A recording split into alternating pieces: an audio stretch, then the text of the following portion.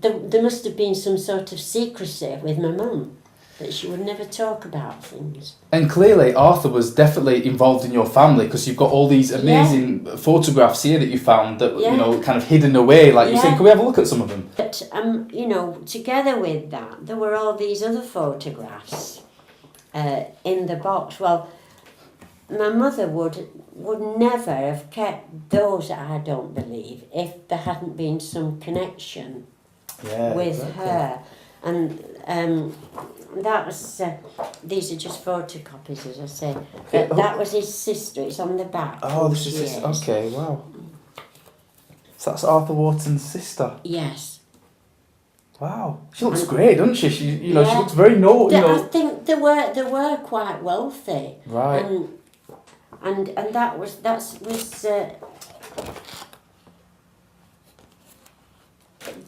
was to my dear brother. That was from another sister, Clara. Gold Coast Colony. Look at this. Wow. Yeah. It's incredible. And so that's his sister again then? Yeah. And that's his brother. That was his brother. That was Charles Wharton. Hey, yeah, you can tell that it's his brother, eh? Yeah. Look at that. If you just hold that for us.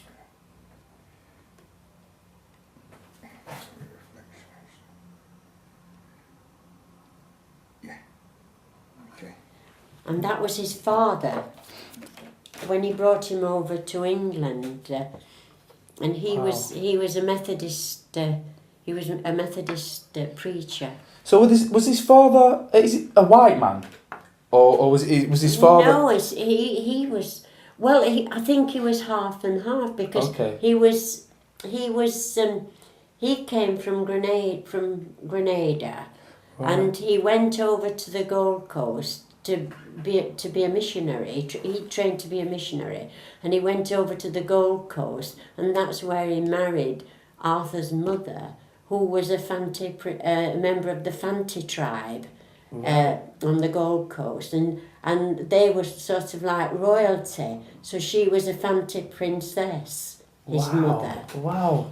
You know what's amazing about all this, Sheila, for me, being mixed race myself, is that growing up, I only heard about the kind of, you know, I guess slavery of black people, and that's where my dad's family come from, is slavery. So to think that back in the Victorian times, there were these actually black people who were of nobility. It's something that I never heard about, and it's something that's really interesting for me to think about in terms of thinking of what makes up, you know, a black identity.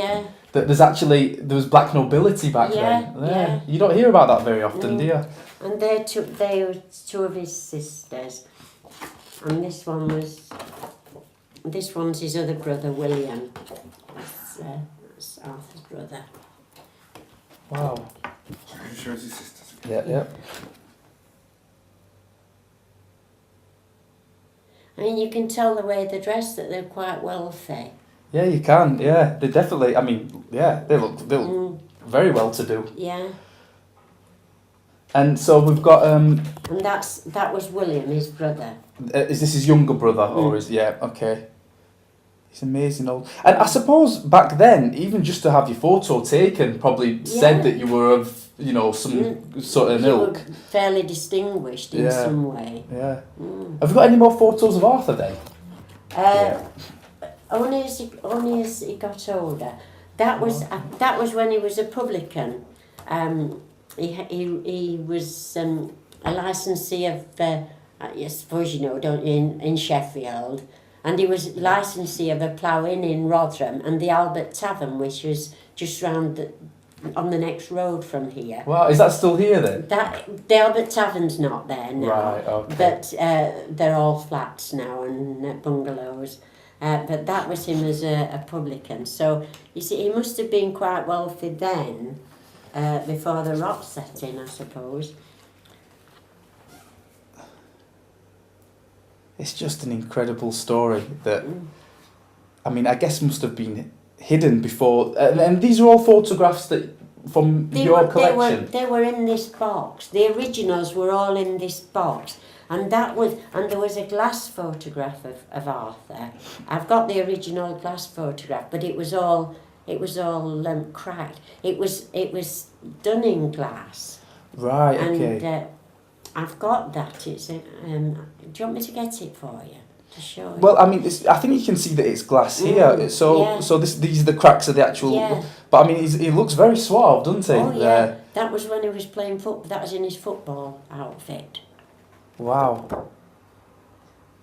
And so, what now? Now that you know this, have you managed to get in touch with any of his sorry.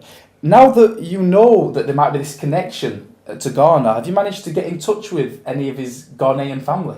Yes, only just because someone gave me the address of this. It said that they were Arthur's sisters, Elizabeth and Wilhelmina, but that would have meant, I know I'm old, but I was born the year after Arthur died in 30. I was born in 31. Wow. And but someone gave me these. I can't remember who gave me the address, but I have written to this Miss W.C. Grant, and she's at the Methodist head office, so there's still very strong Methodist connections there.